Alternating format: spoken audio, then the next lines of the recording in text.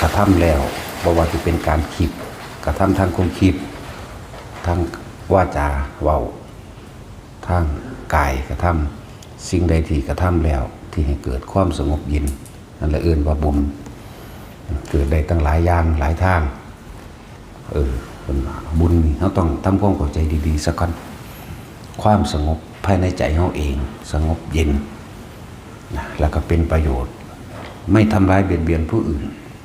เสียชีวิตและทรัพย์สินพร้อมตลอดทั้งไม่ทำร้ายตัวเองไม่เบียดเบียนตนเองพร้อมนี่เอียงว่าบุญอันเกิดจากการให้ทานแล้วต้องบ่หวังผลในทานบ่มีจิตบ่หวังในผลในทานบ่ได้สั่งสมในความอยากใดนั่นอยากใดนี่อยากเป็นนั่นอยากเป็นนี่โดยอันเป็นตัณหาอันเป็นทางโลกท่านแล้วอยากได้ทรัพย์สมบัติได้หลายอยากเป็นกษัตริย์เป็นสิไหมอยากเป็นเศรษฐีตั้งสิไหมนั่นแหละบ่แม่นท่านโดยหวังผลในท่านมีจิตผูกพันในผลหนึ่งท่านแล้วเป็นการเสียสละออกท่านนี่เพื่อพระนิพพานอย่างเดียวโลดนั่นแหละถ้าจริงตั้งจิตอธิษฐานกับอธิษฐานอุทิศผลท่านบุญกุศลกรรมดีที่เฮากระทำมาทั้งเบิดนั่นแหละให้แก่สรรพสัตว์แล้วก็ขอผลทานบุญกุศลกรรมดีนี่จงเป็นปัจจัยผู้ฆ่าจนถึงซึ่งพระนิพพานในปัจจุบันในชาตินี้เถิดโลดนี่จึงเรียกว่าเป็นบุญคือเกิดความสงบในตัวเองบุญอันเกิดจากการให้ทานบุญอันเกิดจากการรักษาศีลบ่ต้องไปกังวลตามธรรมดาอาชีพการงานของคนมันก็แตกต่างกันในเรื่องว่าบางคนก็ฆ่าสัตว์บางคนก็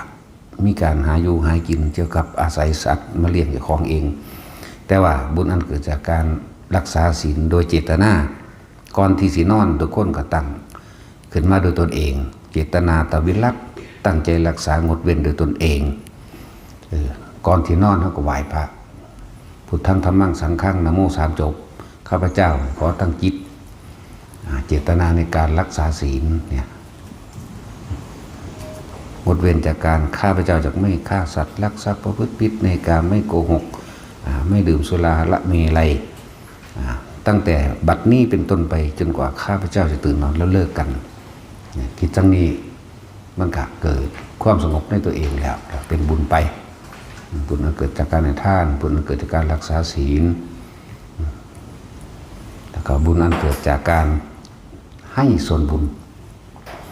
หมายถึงเฮาได้รับความสงบภายในเย็นใจของเฮาแล้วข้าพเจ้านี่สงบจิตเย็นใจแบบใดขอให้สัตว์ทั้งหลายจงได้รับความสงบจิตเย็นใจความผ่อนคลายความปัสสัทธิความไม่กังวลกับเรื่องใดๆนี่ขอสัตว์ทั้งหลายจงได้รับความสงบเย็นนี้กับข้าพเจ้าเถิดมีเอื่นว่าบุญอันเกิดกันจากการให้ส่วนบุญนะ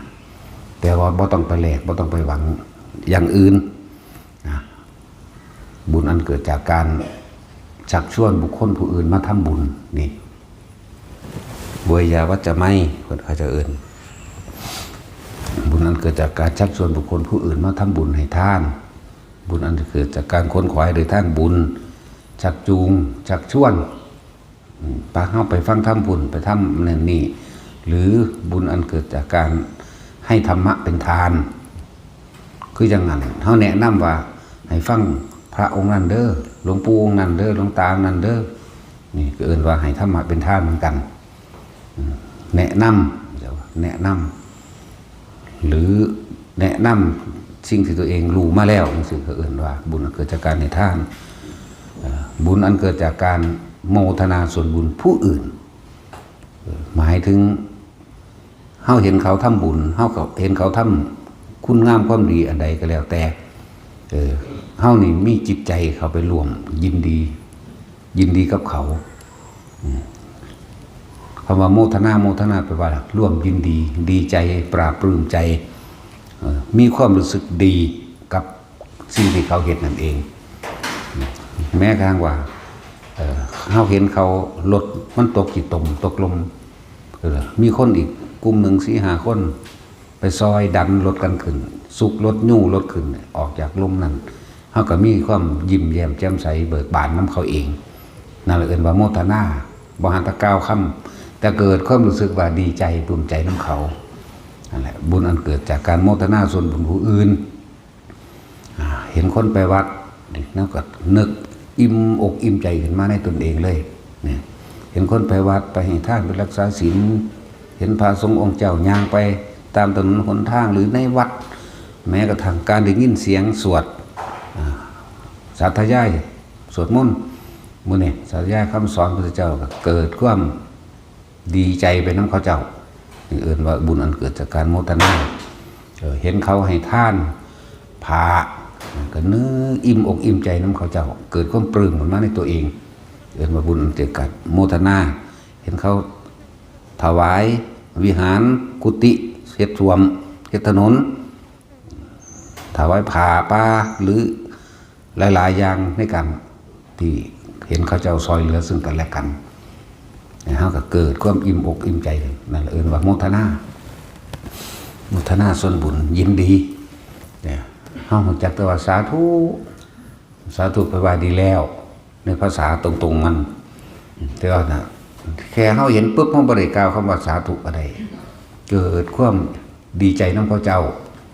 ดีใจน้ำอิ่มใจน้ำใจจิตใจเขาผ่อนคลายปัสสธิผ่อนคลาย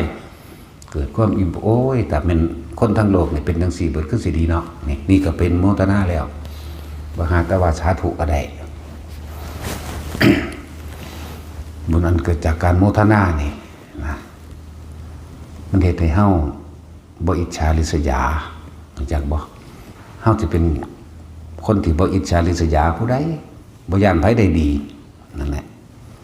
อันสงส์มันก็มีมากเห็นบ่หลายอย่างพุ่นดอกในแม้กระทั่งเทวดานางฟ้าทั้งหลายบางคนก็บ่มีวัตถุทานบ่มีวิธีที่ไปท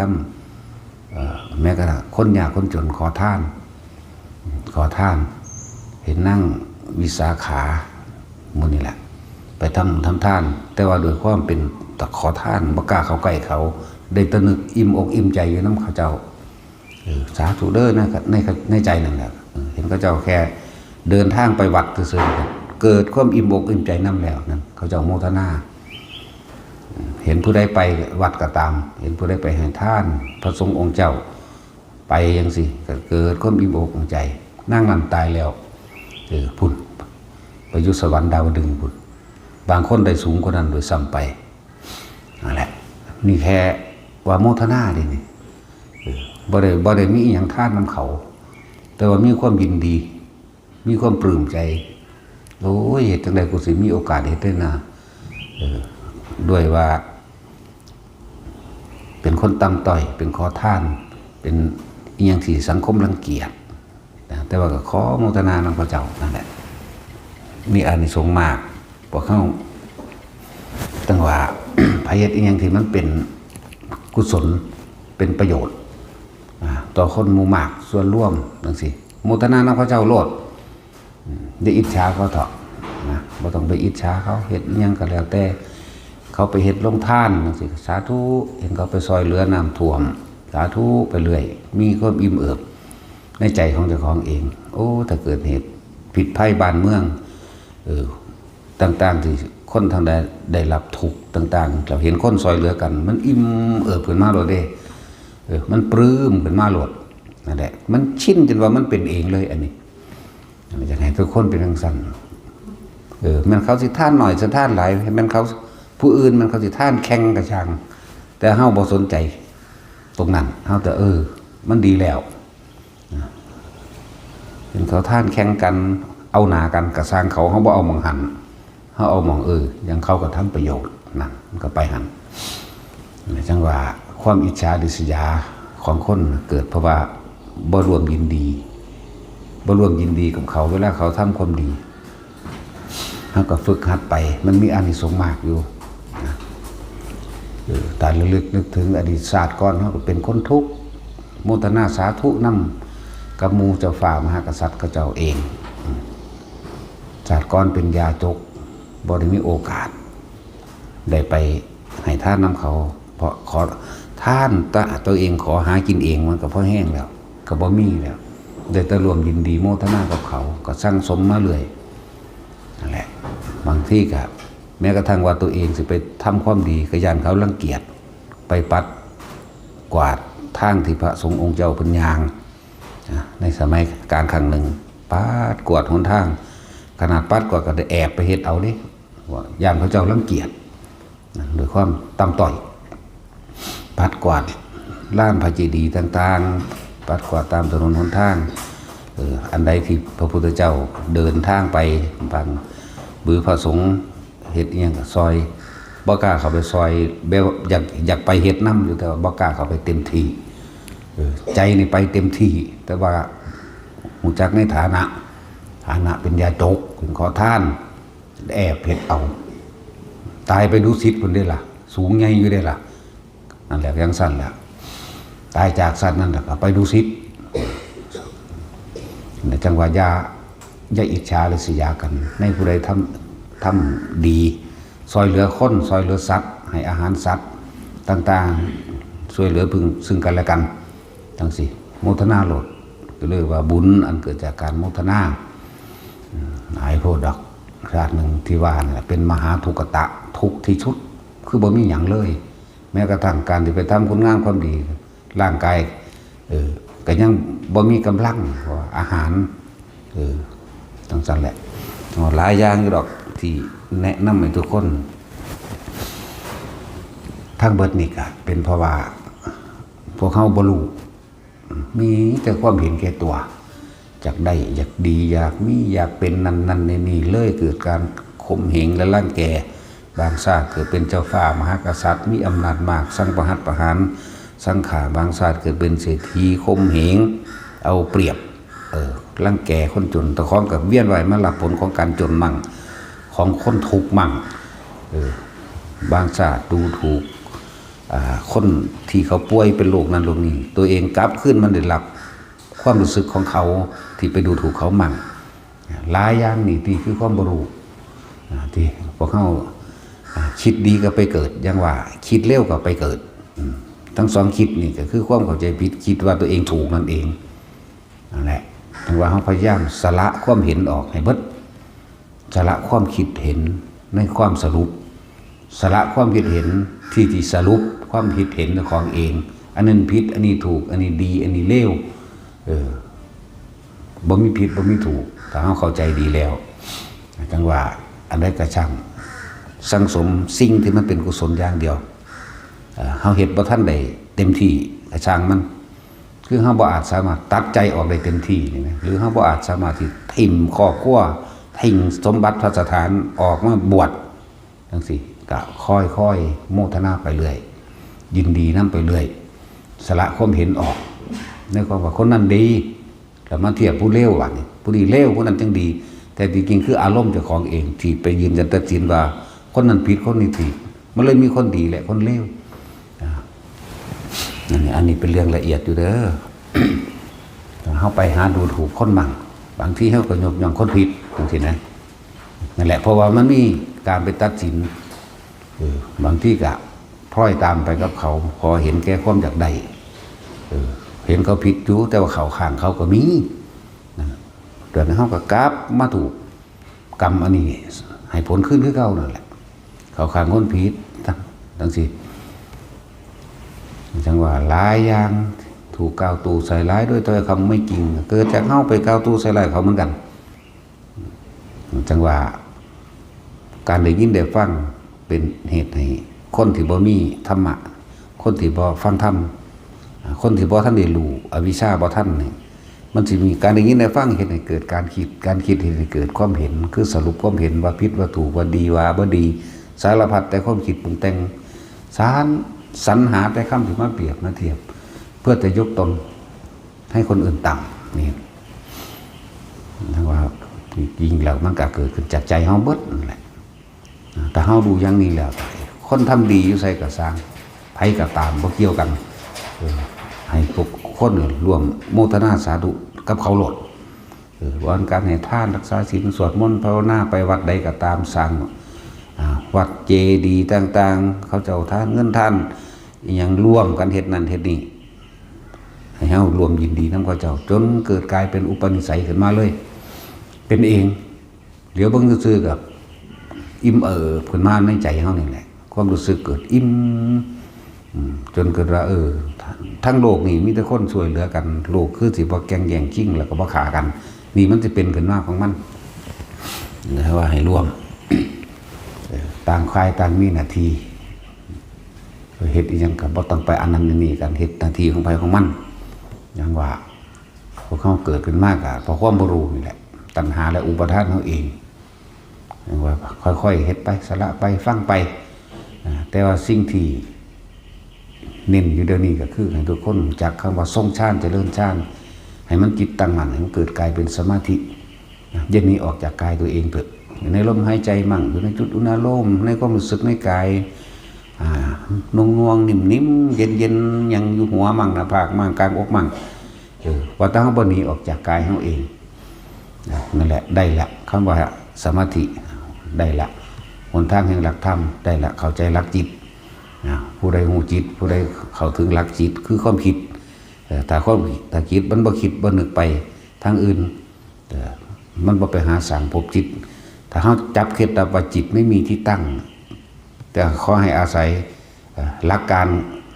ที่เพิ่นว่างเอาไว้คือสติปัฏฐานสี่กายเวทนาจิตธรรมคำว่ากายก็อาศัยลมหายใจคือย่นย่อเข้ามาเป็นจุดเดียวเพิ่นเลยเอิ้นว่าเพ่งอยู่ในฌานอันเป็นอานาปานสติฌานแปลว่าเพ่งเอาจุดเดียวนี่แต่ว่าร่างกายมันก็หลายอย่างสัตว์หลายส่วนจักสิจับจุดใดเลยจับจุดลมหายใจเขาลมหายใจบ่มีรูปร่างลักษณะตัวตนลมหายใจอาศัยความรู้สึกเย็นเข้าเย็นออกซื่อๆเอิ้นว่าอานาปานสติเป็นผู้มีสติระลึกรู้อยู่กับความรู้สึกที่หายใจเข้าและหายใจออกนั่นมันก็เป็นกายในกายอันหนึ่งแล้วเวทนาในเวทนาก็คืออาการปิติที่มันเกิดขึ้นเป็นกลางแต่เฮาบ่คิดไปถึงบุคคลสัตว์สิ่งของอันอื่นแล้วความรู้สึกอันนิ่มนวลความรู้สึกอันปิติเกิดขึ้นเองเอาจับหลักอยู่แค่นี้กายเวทนาจิตจิตเวทนากายได้แล้วซึ่งหลักธรรมมันบอกความคิดของเฮาบ่มีที่ตั้งเมื่อบ่มีที่ตั้งมันก็บ่ปรุงแต่งไปตามที่ตั้งที่คิดถึงนั่นเองคำว่าที่ตั้งคิดถึงบ้านไปตั้งอยู่บ้านคิดถึงสัตว์เลี้ยงก็ไปตั้งอยู่น้ำสัตว์เลี้ยงนั่นแหละคิดถึงรถคิดถึงคนผู้นั่นผู้นี่ก็ไปตั้งอยู่กับเรื่องนั่นเรื่องนี้ที่เฮาสิปรุงแต่งไปคิดไม่มีที่ตั้งถ้ารักษาอยู่ทั้งสี่ไปตลอดจนเท่าตายบ่มีปัญหาพวกนี้อยู่กับลมมั่งอยู่กับความรู้สึกในกายตัวเองมั่งเมื่อจิตไม่มีที่ตั้งความคิดก็ปรุงแต่งไปไม่ได้นั่นจึงบอกว่าสมถะทำให้จิตว่างว่างจากความคิดนั่นแหละสก่อนแต่ว่าตาหูเห็นอยู่วิปัสสนาทำให้ว่างจากจิตคือมันบ่คิดเองจิตบ่มีหม่องตั้งมันบ่ไปคิดนึกปรุงแต่งกับอันนั้นอันนี้อารมณ์เกิดบ่ได้พบก็ดับนั่นแหละนิพพานก็เป็นของยากมันยากเพราะว่าเฮาบ่เฮ็ดกับเฮาคิดเอามันอยู่ในตัวเฮาเองมันอยู่ในลมหายใจเฮานี่แหละอีหยังก็ดีอย่างจังว่าพวกเจ้าบ่ต้องไปแล่นหาอยู่ไสดอกพระอรหันต์ในหูดังเฮาในลมหายใจเฮาเองเฮ็ดแนบนิ่งเนียนอยู่กับลมเนียนอยู่กับความรู้สึกในกายเวทนาจิตสติควบคุมหรือสติให้มันเร็วให้มันไวในการกลับมาลมมั่งกลับมาอยู่ในความรู้สึกแห่งกายมั่งเพราะเรื่องว่าจิตในจิตก็คือสติกำกับความคิดนั่นเองจิตกับผู้รู้กับจิตแล้วแต่มันเป็นภาษาสมมติถ้าเฮาอยู่ลมหายใจมั่งอยู่ในความรู้สึกแห่งกายนิ่มนวลบนหัวบนหน้าผากมั่งได้แล้วสำนั้นแหละไปเรื่อยเป็นจนตายบนจิตบ่มีหม่องตั้งคือมันบ่ไปตั้งไปรับรู้อันอื่นออกมาปรุงแต่งในความรู้สึกว่าพอใจมั่งบ่พอใจมั่งพบมันก็ดับมันเถอะเฮ็ดไปเท่านี้เฮ็ดเป็นเท่าตายนั่นแหละเพราะว่าเป็นความตายนี่เป็นสิ่งสุดท้ายที่เฮาหนีบ่ได้ความเจ็บปวดยังหาสิ่งมาบรรเทาได้ปวดหัวปวดแขวเป็นบาดเป็นแผลเจ็บไข้ได้ป่วยยังมีหมอยังมียาพอบรรเทาได้แต่ความตายบรรเทาบ่ได้ความตายนี่อยู่กับเฮาตลอดนะความตายนี่เป็นของบ่แน่นอนแต่ว่าตายแน่นอนคำว่าบ่แน่นอนคือบ่ฮู้ว่าสิตายยามใดแต่ว่าตายแน่นอนนั่นแหละจังว่าทุกอย่างก้าวพวกเฮาความตายมันก็มากับความเกิดนี่นั่นแล้วจะคิดเด้ความเจ็บป่วยมันก็อยู่ในความแข็งแรงแต่ความตายนี่มากับความเกิดแน่นอนนั่นแหละจังว่าแต่ละคนนึกถึงความตายเอาไว้มั่ง ตักเตือนสติตัวเองเอาไว้มั่งก่อนที่ไปคิดไปนึกไปทำลายบุคคลผู้อื่นเสียหายตัวเองก็บ่ต้องการเสียหายตัวเองก็บ่ต้องการให้คนมาฆ่าเจ้าของเขาจะไปฆ่าเขาเห็นอย่างนั่นแหละเพราะทำกรรมใดย่อมได้รับผลของการกระทำนั้นสืบไปเหมือนกันแหละกับเฮาเฮ็ดงานอีหยังไว้เมื่อวานนี่เมื่อวานเฮาเฮ็ดหยังไว้ค้างค่าหยังไว้กลับมานอนนี่หมายถึงตายได้นอนหลับแล้วนี่คนนอนหลับบ่ได้ต่างจากคนตายเด้มันบ่รับรู้หยังหรอกเมื่อวานนี่ตื่นขึ้นจนว่ามาฮอดนอนหลับนี่ตายถือว่าตายตื่นขึ้นไปรับผลกรรมนั่นที่ตัวเองสร้างไว้ของเมื่อวานนี่ภพชาติก็เหมือนกันชาตินี้เฮ็ดหยังไว้ชาติหน้าก็ไปรับจังซี่ถ้าชาตินี้บ่เฮ็ดหยังมื้อนี้บ่เฮ็ดหยังหมายถึงจิตเจตนาถูกระงับดับความคิดนึกปรุงแต่งในความอยากได้อยากดีบ่มีละขันธ์5ละสัญญาเฮาบ่มีอยู่ในขันธ์5ก็บ่มีอยู่ในเฮาแล้วนี่นะรูปเวทนาสัญญาสังขารวิญญาณนี่คือเฮาบ่เข้ามาถือเอาแล้วเมื่อเฮาบ่อยากได้บุคคลสัตว์สิ่งของแล้วมันก็ละของมันเองแม้ตัวเฮาเองก็ละของนั่นแหละ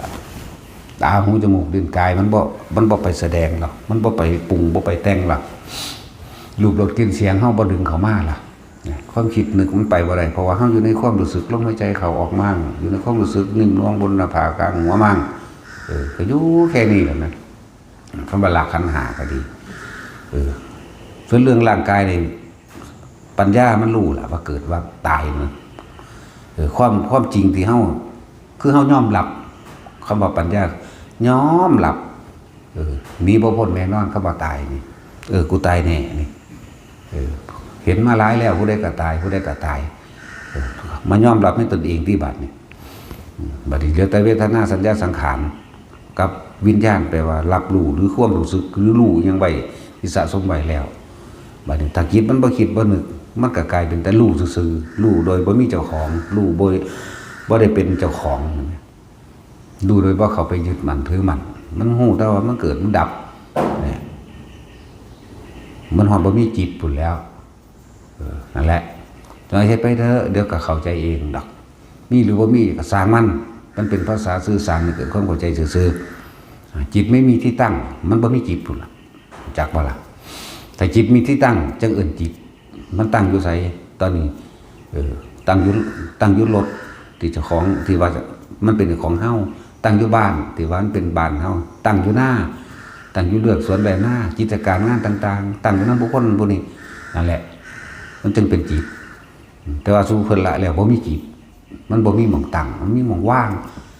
มันบ่มีหยังเลยเหลือแต่ร่างกายอันนี้